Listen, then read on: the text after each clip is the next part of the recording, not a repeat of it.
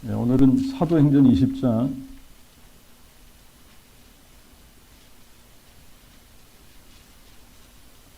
사도행전 20장 29절 30절.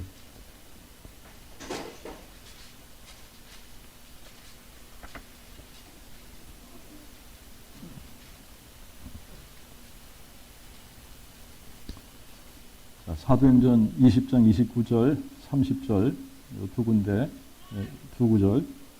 내가 이것을 아노니 내가 떠난 후에 흉악한 이리가 너에게 들어와서 양떼를 아끼지 아니하며 또 너희들 중에서도 사람들이 일어나 망령된 것들을 말하며 제자들을 끌어가 자기들을 쫓게 하리니. 이 말씀을요 우리가 신명기 31장하고 조금 비교를 한번 해보겠습니다. 신명기 31장.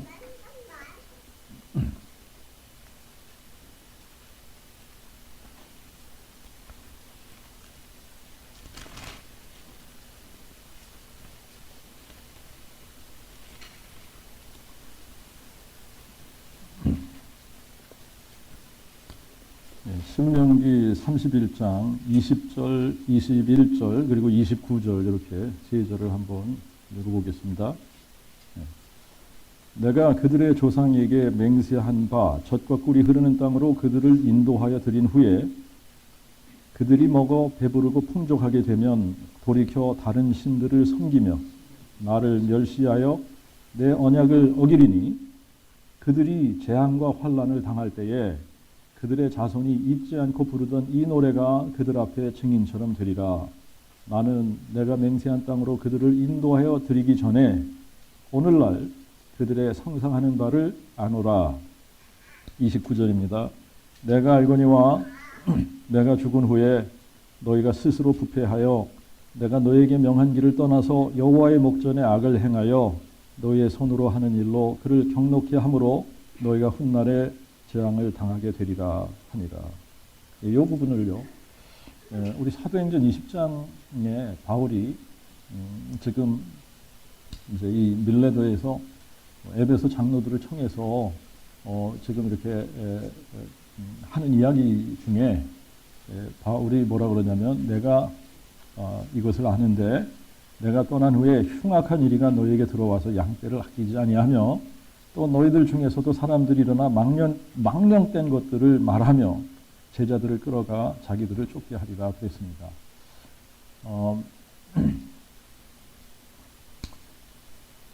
자, 이게 지금 그 신명기 이 구절을 읽는데 갑자기 이게 이제 신명기의 말씀하고 이게 매치가 되는 거예요. 이게 마치 신명기 말씀을 여기서 다시 에코잉 하는 것 같은 이러한 느낌이 있는 겁니다.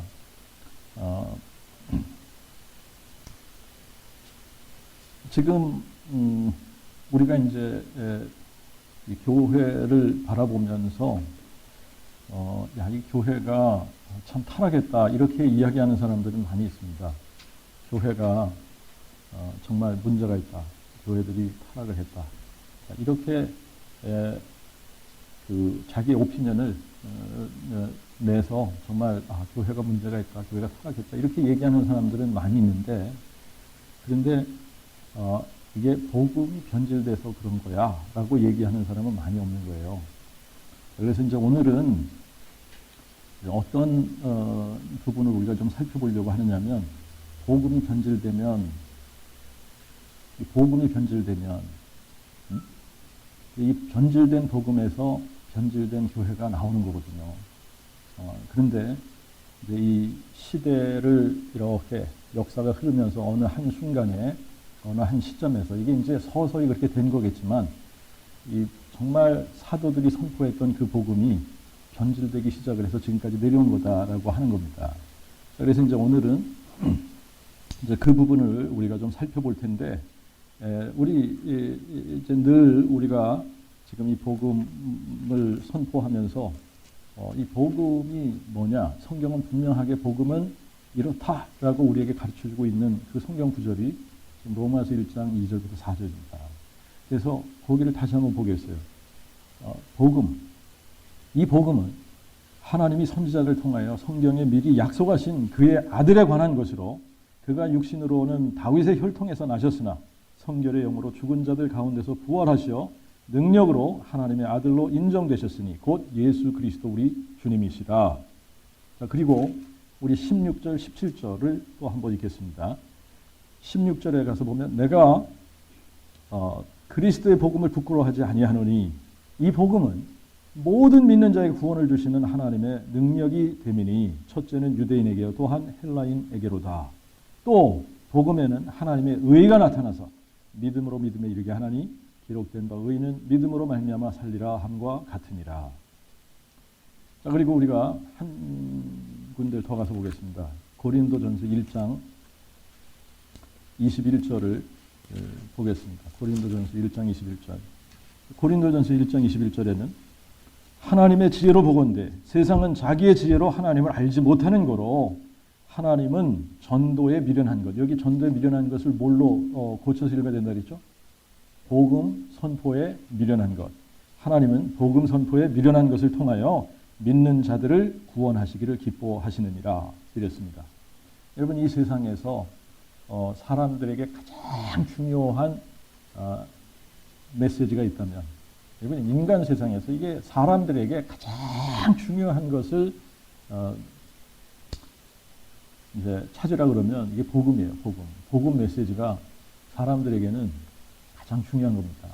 이 복음의 메시지, 이 복음보다 세상에서 더 중요한 것은 없는 겁니다. 그런데 사람들이 이 복음의 중요성을 모르는 이유는 이 복음의 중요성을 모른다. 복음의 가치를 과소평가한다. 이 얘기는 무슨 얘기냐면 복음이 뭔지 잘 모르고 있기 때문에 복음을 과소평가하는 거예요. 이 복음의 메시지. 여러분 이거를 여러분들이 한번 잘 생각해 보십시오. 온 인류 역사상 아담부터 지금까지 그리고 세상이 완전히 종말이 올 때까지 이 지구촌에 살고 있는 모든 사람들의 모든 이야기를 다 한 군데 모아놓고 그리고 또 한쪽에 이 하나님이 사람 되신 이 놀라운 사건 정말 이 복음의 메시지를 이 다른 한쪽에다 이렇게 놓고 무게를 재면 여러분 어떤 게 더 중요할 것 같습니까? 복음의 메시지가 더 중요한 거예요. 여러분 인간의 스토리는 사람들의 이야기하는 감동을 줄 수는 있어요. 어떤 사람들의 산 이야기들을 이렇게 들으면서 감동이 되고 뭉클하고 눈물도 흘릴 수 있고 여러 가지 사람들에게 참 이렇게 감동도 주고 이렇게 동질감을 주고 그렇게 할 수는 있지만 그 스토리가 영혼을 구원하지는 못하는 겁니다. 그런데 여기 오늘 로마서 1장 16절에 보면 바울이 뭐라 그러냐면 내가 그리스도의 복음을 부끄러워하지 않는데 이유가 있다. 이 복음은 모든 믿는 자, 여기에 괄호하고 마음에 믿는 자죠. 그냥 믿는 게 아니라 모든 마음에 믿는 자에게 구원을 주시는 하나님의 능력이 됩니다. 그러니까 이 복음만 영혼을 구원하는 능력이 있다는 겁니다. 복음 외에는 사람을 구원하는 능력이 없는 거예요. 그렇기 때문에 이 복음의 메시지가 여러분 이 세상에서 사람들에게 가장 중요한 메시지가 되어야 되는 겁니다. 메시지가 되어야 되는 게 아니라 이게 가장 중요한 메시지인 거예요. 근데 사람들이 이것을 잘 모를 뿐이에요. 모르고 있을 뿐이에요.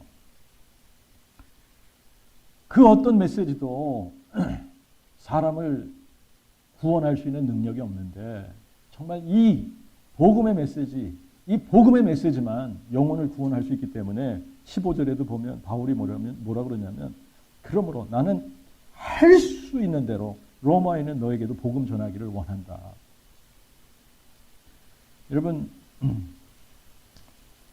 이게 우리가 이제 알아야지 되는 게 아무리 사람들의 라이프 스토리 중에 정말 감동스럽고 그냥 막 이 놀라운 그런 이야기들이 있는 것 같아도 우리가 고린도전서 1장 21절 말씀을 보면은 이 세상은 자기의 지혜로 하나님을 알 수 있는 방법이 없습니다. 그러니까 세상은 자기의 지혜로 하나님을 알지 못하기 때문에 하나님께서 영혼을 구원하는 방법을 어떻게 두셨냐? 이 방법밖에는 영혼 구원이 안 되는 겁니다. 하나님께서 어떤 방법으로 사람들을 구원하냐? 복음 선포에 미련한 것을 통하여 믿는 자들을 구원하시기를 기뻐하십니다. 그러니까 이 방법밖에 없는 거예요. 영혼이 구원되어지려면 뭐가 선포되어야 됩니까? 복음이 선포되어져야 되는 거예요. 복음 선포. 여러분, 이 복음 선포가 안 되면 사람들이 구원받는 것 같은데 구원이 안 되는 거예요. 영혼 구원이 안 되는 겁니다.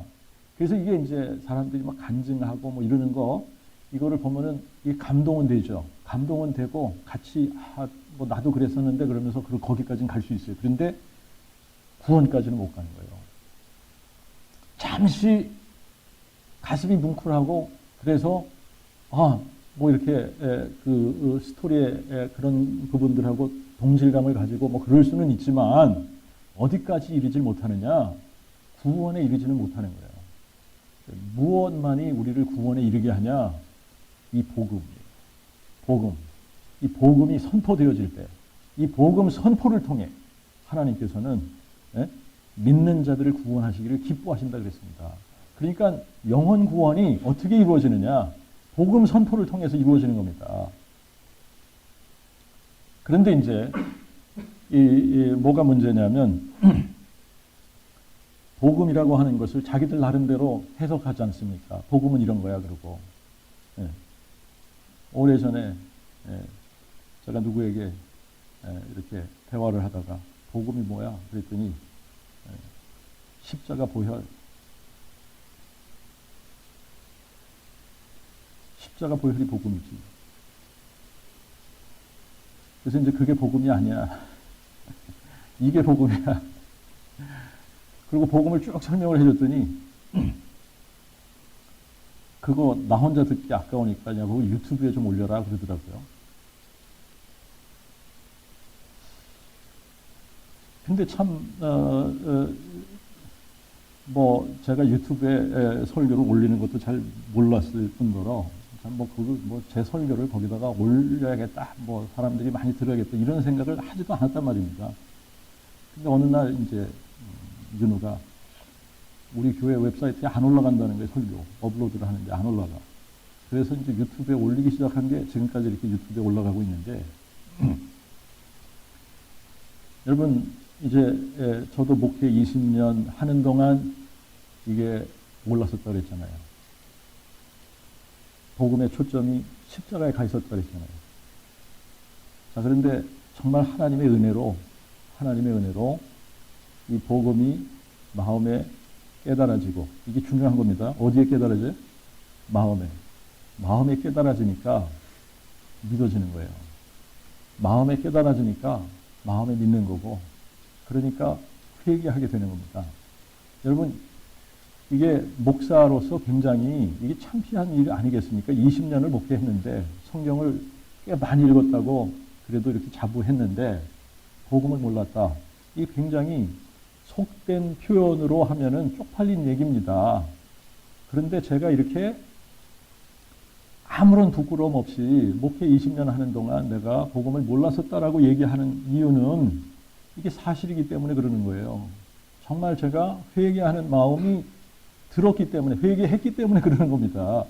창피할 게 없는 거예요. 몰랐었던 건데, 내가 몰라서 못 믿었었는데, 그런데 이것이 딱 깨달아지는 순간에 믿을 수밖에 없지 않습니까? 딱 믿고 나니까 어떻게 돼요?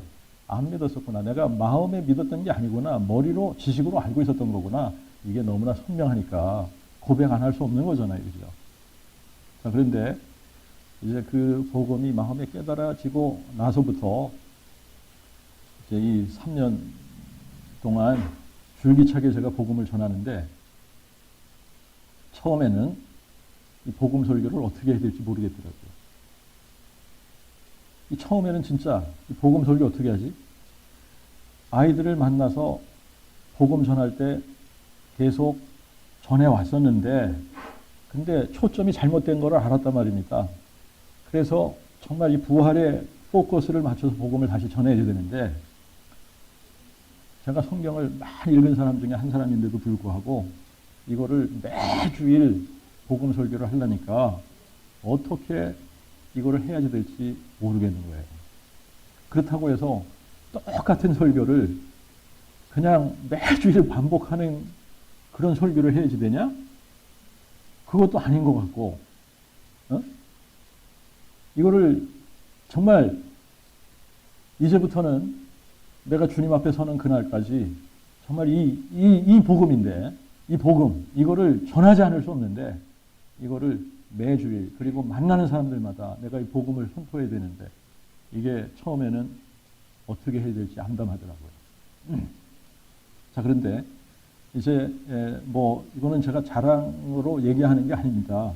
그냥 제가 이 복음 설교 한 편을 준비하기 위해서 목표를 세워놓은 게 있어요. 복음 설교 한 편을 준비하기 위해서 제가 그전에는 설교를 준비하려면 강해 설교를 주로 했으니까 어떻게 합니까? 이제 코멘터리, 주석도 참고를 하고, 그렇잖아요? 그리고 조금 어려운 부분이 있으면 다른 목사님들은 이 부분을 어떻게 설교했는지도 한번 들어봐야 될 거 아닙니까? 그렇죠? 그러니까 다른 책들을 많이 보게 되는 거예요.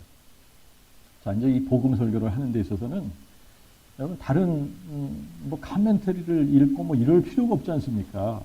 이 복음 설교를 하는데 창세부터 계시록까지 이 복음을 어떻게 풀어나가야 되냐, 이게 관건 아닙니까? 그러니까 이제 목표를 세운 게 뭐냐면 일주일에 한 번 신약 읽는 거다. 구약은 이제 이 한 달에 한 번 읽는 거죠. 그러니까 신약은 4번이고 구약은 한 번이고 이런 식으로 목표를 정한 거예요. 이거를 그렇게 할 때도 있지만 못 할 때도 있어요. 그런데 성경을 이렇게 읽으면서 복음으로 하나님께서 이렇게 연결을 시켜주시는 부분을 가지고 제가 설교를 하는 겁니다. 자, 그런데 오늘은 이 복음을 마음에 믿으면 구원을 받는 거예요.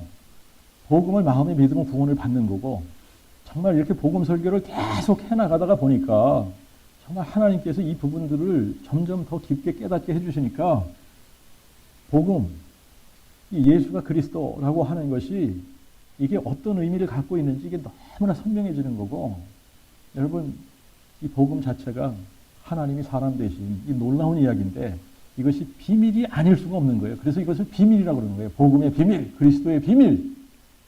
이게 크고 놀라운 경건의 비밀. 아닐 수 없지 않습니까? 하나님이 사람 되셨는데. 그런데 이거를 알 수 있는, 이 비밀을 풀 수 있는 열쇠, 이 비밀을 풀어나가는 키가 부활이다. 이 부활로 이 비밀이 열려지는 건데, 부활로 이 비밀이 딱 열려지면 예수가 정확하게 누구인지가 보이는 겁니다. 이 예수가 누구인지 정확하게 보여지게 되면 머리로 예수를 주라고, 입으로 예수를 주라고 고백하는 자리에 머물 수가 없는 거예요. 어떻게 해야지 됩니까? 마음에 믿는 겁니다. 마음에 딱 믿어지게 되면, 그러면 사람이 바뀌지 않을 수가 없는 거예요. 바뀌는 겁니다. 여러분, 이제 이 로마서 1장 16절, 17절 이 부분, 이거 다시 한번 여러분들이 가서 보면, 이 복음에는 사람을 구원하는 능력이, 이게 하나님의 능력입니다. 이게 하나님의 능력인데, 마음에 믿는 자를 하나님께서 구원하시는 거예요. 그런데 이 복음이 딱 마음에 믿어지면 이 복음에는 하나님의 의가 나타나기 때문에 믿음으로 믿음에 이르게 하고, 또 뭐라 그래요? 의는 믿음으로 말미암아 살게 된다는 겁니다. 자, 그러니까 무슨 얘기입니까? 여러분, 정말 복음이 마음에 믿어진 사람과 믿어지지 않은 사람은 어디서 달라지느냐? 복음이 마음에 믿어진 사람은 믿음으로 사는 거예요. 믿음으로 살 수밖에 없게 되는 겁니다. 이 얘기는 다시 말하면 무슨 얘기입니까? 고린도후서 5장 15절에 뭐라 그랬어요? 고린도후서 5장 15, 16, 17절에 보면 16절. 여러분, 그리스도께서 죽으신 이유가 뭐예요? 산 자들로 하여금 더 이상 자기 자신을 위해 살지 않게 하기 위해서 그랬거든요. 산 자들로 하여금 더 이상 자기 자신을 위해 살지 않게 하기 위해서 그리스도께서 죽고 부활하셨다 그럽니다. 그러면 우리가 살아있는 사람들 아닙니까? 복음이 마음에 딱 깨달아진 사람들은 그 다음부터 어떻게 해요? 자기 자신을 위해서 살지 않는 거예요. 이게 믿음으로 산다는 얘기입니다. 복음이 마음에 믿어진 사람은 그 다음부터 살아가는 삶의 방식이 달라지는 거예요. 믿음으로 사는 거예요. 믿음으로 사는 사람들은 자기 자신을 위해서 살지 않는 겁니다. 그러면 누굴 위해서 사는 거예요? 예, 나를 위해 죽고 부활하신 그분을 위해서 사는 겁니다. 나를 위해서 죽고 부활하신 그분을 위해서 살게 되는 거예요. 이게 믿음으로 사는 거예요. 자, 그런데 여러분 이거 보세요. 복음이 정확하게 우리에게 선포될 때, 그래서 예수님이 정확하게 누구신가가 마음에 깨달아지고 믿어질 때, 그때 비로소 우리가 구원을 받는 겁니다. 그런데 우리가 로마서 1장 2절부터 4절을 보니까 복음이 뭐라 그랬느냐면, 이 복음은 하나님이 선지자를 통하여 성경에 미리 약속하신 그의 아들에 관한 거라는 거예요. 근데 우리가 지금 이 그의 아들이라고 하는 이 부분, 이것 때문에 자꾸 헷갈리는 겁니다. 아들에 관한 부분. 그의 아들에 관한 것으로, 그가 육신으로는 다윗의 혈통에서 나셨으나, 이게 복음이라는 거예요. 하나님께서 선지자들 통해서 성경에 미리 약속을 했는데, 그분이 다윗의 혈통으로 오신다 약속한 거라는 겁니다. 이게 복음인데 이거를 외쳐대는 사람이 지금 누가 있느냐 말이에요. 이분이 다윗의 혈통으로 오신다, 이분이 다윗의 자손으로 오신다고 약속한 것이 복음이라는데, 여러분 이거를 지금 선포하는 사람들이 별로 없지 않습니까? 이게 복음이라는 거예요. 하나님이신 이분이 이 세상에 사람으로 오시는데, 사람으로 오실 때 다윗의 씨로 오신다, 다윗의 자손으로 오신다, 다윗의 혈통으로 오신다. 이게 미스터리라는 거예요. 이게 미스터리라는 거예요. 그래서 이게 복음이 비밀이라는 겁니다. 그래서 이게 그리스도의 비밀이라고 하는 거예요. 여러분 골로새서 2장에 가서 보면 그리스도 안에 신성의 모든 것이, 그리스도의 몸 안에 신성의 모든 충만함이 있다는 겁니다. 여러분 이게 말이 굉장히 지금 우리가 이해하기 힘든 거 아닙니까? 몸 안에 하나님의 모든 것이 다 들어가 있어요. 우리 같은 몸 안에 하나님의 신성의 충만이 그 안에 다 들어있어요. 그래서 그분을 보면은 뭘 보는 겁니까? 하나님을 보는 거예요. 근데 그가 누구냐? 예수라는 겁니다. 어떻게 아냐? 부활로 안다는 거예요. 이게 복음이에요. 이게 복음인데, 그런데 요거를 가장 짧게 바울이 표현한 게 디모데후서 2장에 있는 거예요. 디모데후서 2장 가서 보세요. 디모데후서 2장 8절을 한번 가서 보겠습니다.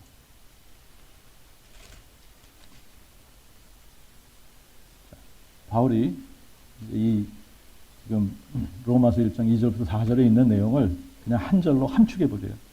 나의 복음에 이른 대로 다윗의 씨로 죽은 자 가운데서 부활하신 예수 그리스도를 기억하라. 뭐가 복음입니까? 다윗의 씨로 죽은 자 가운데서 다시 사신.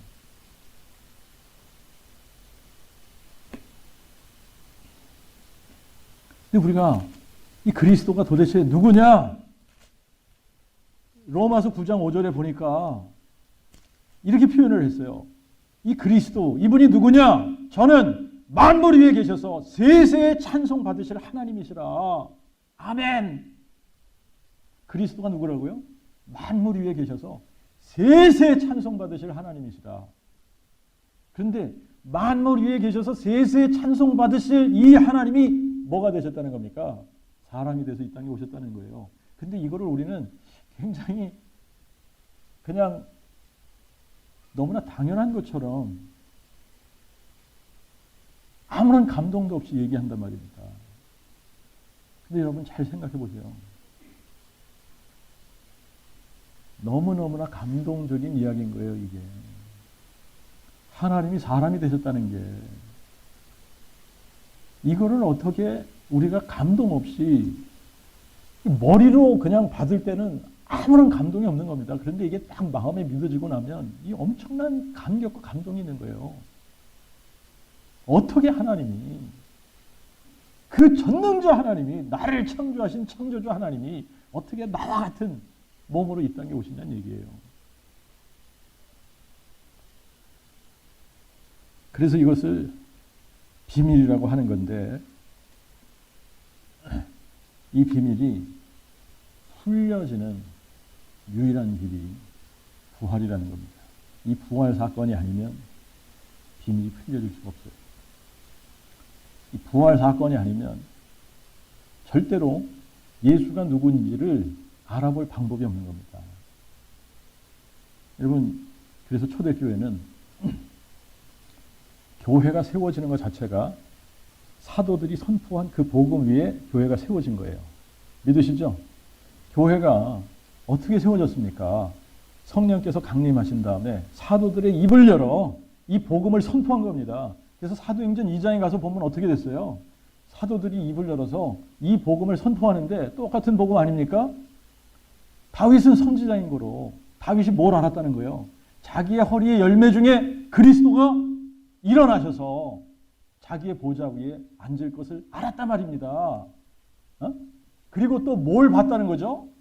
이것을 미리 보는 거로 그리스도의 부활하심을 말하여 이르되, 뭘 미리 보고 말했다는 겁니까? 그리스도가 부활하실 것을 미리 보고 말했다는 거예요. 그래서 사도들이 하는 얘기가 뭡니까? 이 예수를 죽은 자 가운데서 살리셨고 우리가 다 이 일의 증인들이야. 이 얘기한 겁니다. 여러분, 그래서 사도들은 이 부활로 예수가 누구신지를 확증하면서 복음을 선포했던 겁니다. 이 부활을 선포하지 않으면 예수가 누군지 확증이 안 되니까, 부활로 정말 이 예수가, 너희가 십자가에 못 박아 죽인 이 예수가 하나님이 사람 돼서 이 땅에 오신 분이야. 이거를 확증하면서 복음을 선포하고 다닌 겁니다. 그 위에 뭐가 세워진 거예요? 교회가 세워진 거예요. 교회가. 그런데 우리가 지난주에도 살펴봤지만 여러분, 이 사도들이 예수가 우리의 죄를 위해서 십자가에 죽으셨어, 이것만 선포했으면, 여기에 초점을 맞췄으면 여러분 미움을 받지 않았을 거예요. 그런데 너희가 죽인 예수, 이분이 죽은 자 가운데서 살아나셨고 우리가 이 일의 증인들이야, 이러고서 다니니까 여러분, 이 부활 선포함을, 부활 전파함을 싫어하는 자들이 있었다고 그랬잖아요. 부활 전파하는 것을 싫어하는 거예요. 여러분, 이제 잘 한번 우리가 논리적으로 이 부분을 생각을 해봐야 되는데, 부활로 예수가 누군지가 정확하게 드러났습니다. 이 복음의 비밀이 드러난 거예요. 이 부활 사건으로 이 복음의 비밀이 딱 드러났는데, 복음의 비밀이 드러났다는 얘기는 예수가 누군지 드러났다는 얘기입니다. 예수가 누구라고 드러났어요? 이분이 전능자 하나님이라고 드러난 겁니다. 이분이 전능자 하나님이라고 드러났어요. 전능자 하나님이라고 딱 확증이 되고 나니까 이분이 죽은 자와 산 자의 주가 되시는 겁니다. 이분이 주인이 되시는 거예요. 그런데 여러분, 이 당시에는 어떤 사상이에요? 다신론이에요. 신들이 많다고 생각을 했습니다. 그리고 누구까지 신처럼 신격화한 지 아시죠? 황제를 신격화했다는 얘기입니다. 황제를. 그래서 이 황제를 신격화하면서 Caesar is Lord, 이 황제가 주라고 고백을 해야 되는 거예요. 그런데 여러분 보세요. 이 복음으로 뭐가 드러났다고요? 부활로 뭐가 드러났다? 예수가 전능자 하나님이시고, 이분이 전능자 하나님이시면 다른 신들은 다 가짜라는 게 증명이 되는 거 아닙니까? 너희가 섬기고 있는 신들은 다 가짜야. 다 죽은 신들이야. 예수만 전능자시고 이분이 참 하나님이야. 이것이 딱 드러난 이상 이분이 주님이야. 그러면 시저, 황제도 어떻게 해야 됩니까? 예수 앞에 굴복해야지 돼. 그리고 예수를 주라고 해야지 되는 거예요. 그런데 이게 용납이 됩니까? 그들 입장에서 용납이 안 되는 겁니다.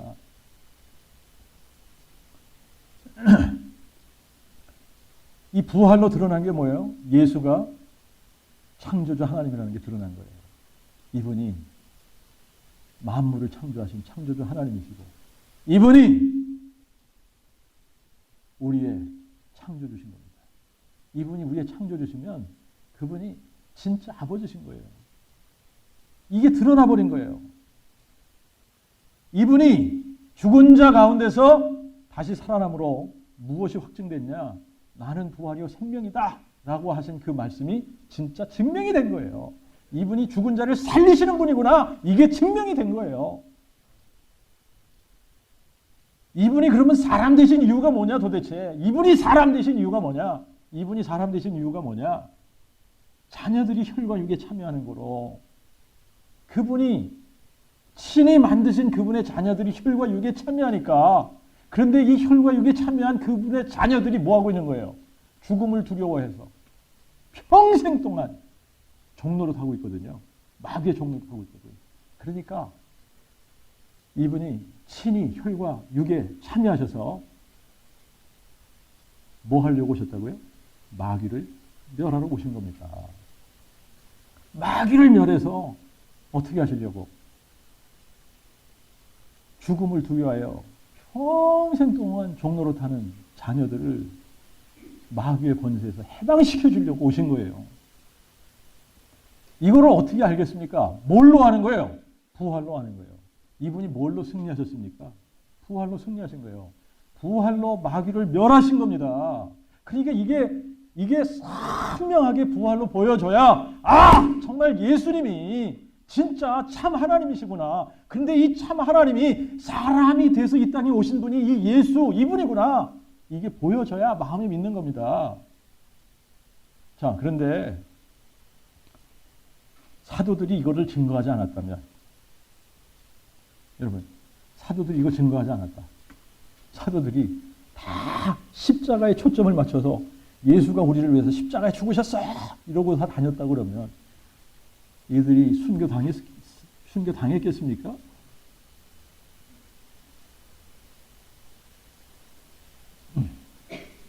자, 이제 제가 이제 책을 하나 가지고 와서 여러분들에게 좀 읽어드리려고 가지고 왔는데, 여러분 이제 이거 하나 보십시오.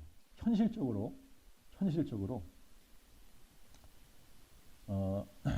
예수님이 정확하게 누구신지가 깨달아지지 않으면 그분을 마음의 주인으로 영접을 못해요.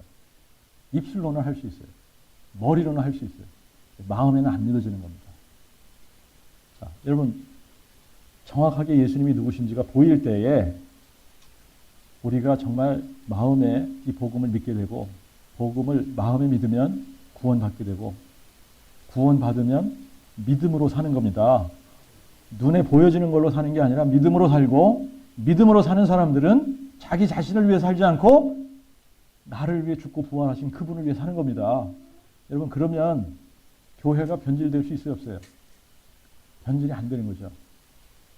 자, 그런데 현상적으로 봤을 때 교회가 변질됐습니까? 아니면 교회가 정말 이 복음이 든든히 세워졌습니까?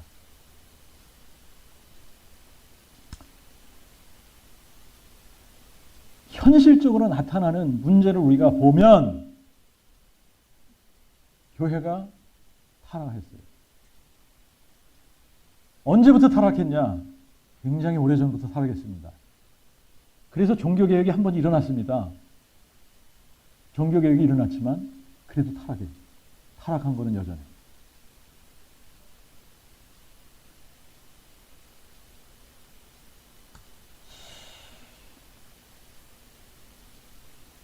여러분, 뭐가 문제일까? 뭐가 문제일까? 복음이 변질된 게 문제예요. 복음이 변질된 게 문제인데, 교회는 타락하고 변질됐다고 생각하는 사람들이 너무나 많아요. 여러분, 그래서 사람들이 이구동성으로 말세라고 얘기해요. 말세라고.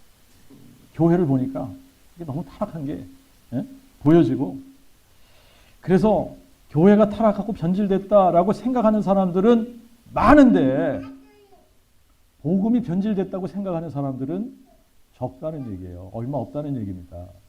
복음이 변질됐다.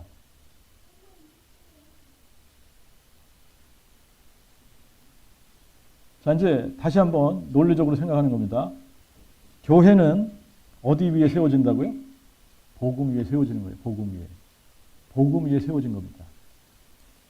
자, 그런데 교회가 변질이 됐다면 이 얘기는 다시 말하면 무슨 얘기냐면 변질된 복음 위에 세워졌다는 얘기입니다. 자, 변질된 복음 위에 세워지면 생명력을 잃는 거예요. 생명력은 없어지고 생명력이 없는 거대한 종교로 타락하게 되는 겁니다. 지금 그렇게 된 거예요. 자, 복음이 변질되면 여러분 신학도 잘못된다고 봐야 되는 겁니다. 왜 그러냐면 복음 위에 신학이라고 하는 게 세워져야 되는데 복음이 잘못됐다. 복음이 변질됐다. 신학도 잘못되는 거예요. 자, 이제 맹렬한 공격이 저에게 들어올지 모릅니다. 이제 이런 얘기를 함으로 말미암아. 그런데 여러분 보세요. 초대교회 사도들이 선포한 복음이 뭡니까? 예수가 죽은 자 가운데서 부활하셨고 우리가 이 일의 증인들이야. 그래서 예수가 전능자 하나님인데 다윗의 자손으로 오신 분이 이분이야. 이거를 선포한 겁니다. 맞죠? 근데 지금은 그런 복음을 선포하는 사람들이 많이 없잖아요.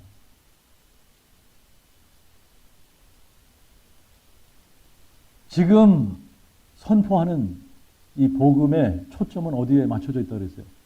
십자가. 십자가.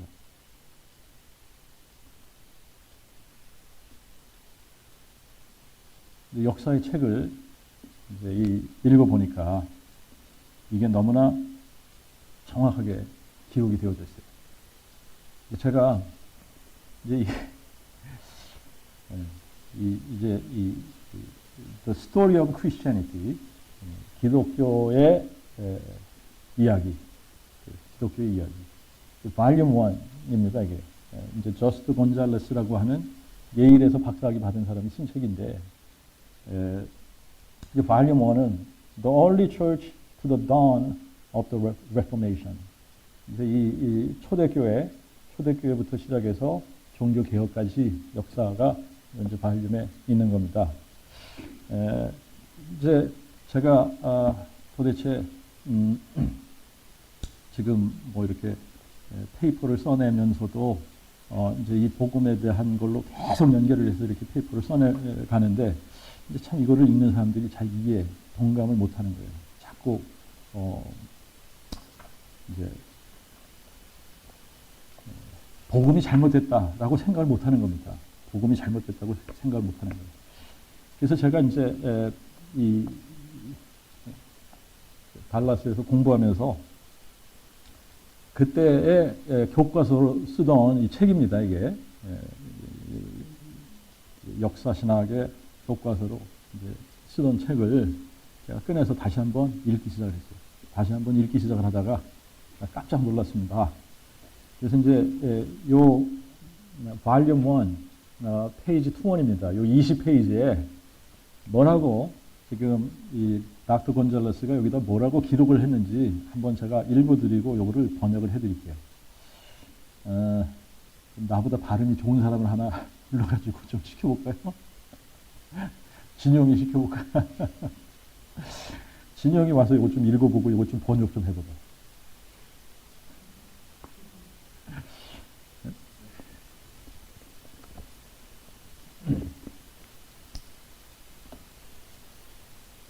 자, 어디 읽냐면, 요 패러그래프를 여기까지 읽어주면 될 것 같아요. 그러고서, 여기서 여기까지 읽어주고, 이거를 번역을, 네가 이거 번역을 해주는 거야.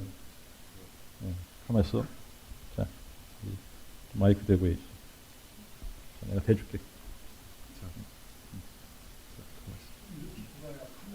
가만 있어. 이쪽으로 와. This was why Christians in Jerusalem continued keeping the Sabbath and attending worship at the temple.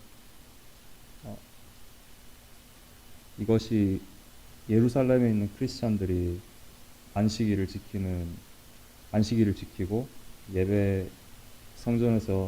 성전에 참석해서 예배를 드리는 이유였다. To this they added the observance of the first day of the week in which they gathered in celebration of the resurrection of Jesus.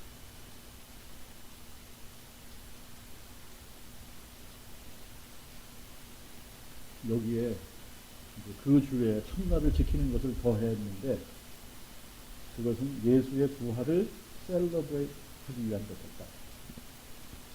Those early communion services did not center on the Lord's passion, but rather on his victory by which a new age had dawned. 초기의 예배들은 이제 포커스하는 그 중심이 그 하나님의 패션에 관한 것이 아니고 이제 그가 이뤄낸 승리와 또 이제 따라오는 새로운 시대에 대한 것이었습니다. It was much later, centuries later, that the focus of Christian worship shifted towards the death of Jesus. 이제 크리스천들이 예수님의 승리보다 죽음에 더 초점을 두기 시작한 것은 몇 세기 후부터였죠. 여기까지 갑니다. 거기까지만 읽으면 땡큐. 오케이. 자, 여러분 지금 이제 여기서 너무 정확하게 포인트를 해줬어요. 뭐라고 포인트를 해줬냐면 지금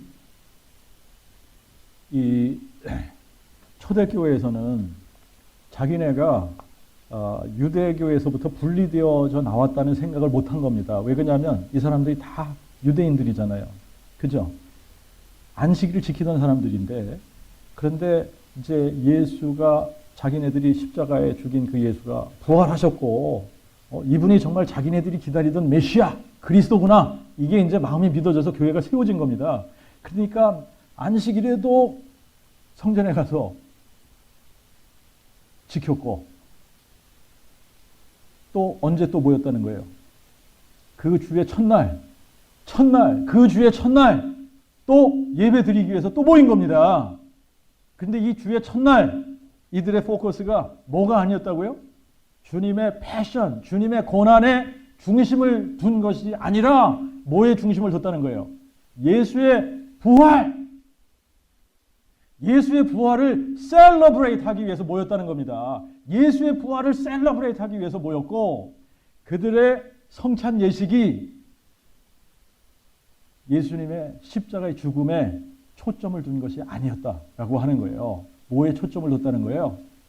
그의 빅토리, 그의 승리가 뭘로 승리한 겁니까? 부활로 승리한 겁니다. 부활로 승리한 그의 빅토리, 그의 승리, 그의 승리로 인해서 새로운 시대가 열렸다. 그러면서 이들이 기뻐하며 예수의 부활을 셀러브레이트 한 겁니다. 그런데 뭐라 그래요? It was much later. 그 후에 centuries later. 수세기 후에 이 얘기예요. 수세기. 근데 이 수세기 centuries는 century가 100년이지 않습니까? centuries 그러면 200년인지 300년인지 400년인지 모르지만 centuries later. 수세기 후에 여기 정확하게 뭐라 그랬냐면 that the focus of Christian worship shifted. 기독교인들의 크리스천들의 예배의 포커스가 옮겨졌다는 거예요. shift 했다는 겁니다. 옮겨졌다는 거예요. 어디로? Toward the death of Jesus. 어디서 어디로 옮겨졌다고요? 부활해서 예수의 죽음으로 옮겨졌다는 겁니다. 처음에는 뭘 셀러브레이트 했다고요? 예수의 부활을 셀러브레이트 했는데 수세기 후에 어떻게 옮겨졌다고요? 그 초점이 예수의 죽음으로 옮겨졌다는 겁니다. 여러분, 부활은 뭘 얘기하는 거예요? 생명을 얘기하는 거죠. 생명. 근데 이 생명에서 죽음으로 이게 초점이 옮겨졌다는 거 아닙니까? 이거야말로 복음의 이 변질을 얘기하는 거예요. 그러니까 더 이상 생명력이 없는 종교 집단으로 타락할 수밖에 없는 겁니다. 이게 복음의 초점이 옮겨졌다. 말도 안 되는 일인데 이게 생겨진 거예요. 근데 종교개혁을 하면서 이것을 되찾았느냐? 이걸 되찾지 못한 거예요. 그래서 지금까지 이거 우리가 기독교 역사를 보면 너무나 불의한 것들이 정말 너무나 불의한 그런 일들이 너무나 많은데 이게 왜 그러면 기독교가 도대체 왜 이렇게 된 거냐? 이유를 우리가 한번 정말 정확하게 짚어보면 복음의 변질 때문이다 라고 결론을 내려야 됩니다. 그러면 지금 우리가 어떻게 됩니까? 다시 제자리로 가야 돼요. 다시 제자리로, 다시 하나님의 말씀이 선포하는 그 복음으로, 사도들이 선포했던 그 복음으로 우리가 다시 가서 정말 이 온전한 복음, 부활의 이 승리의 소식에 우리가 다시 초점을 맞추고 이제 우리 주변에 정말 죽어가는 그 사람들에게 이 생명의 메시지를 선포해야 되는 이 때가 지금인 거예요. 언제까지? 주님 오시는 그날까지. 기도하겠습니다.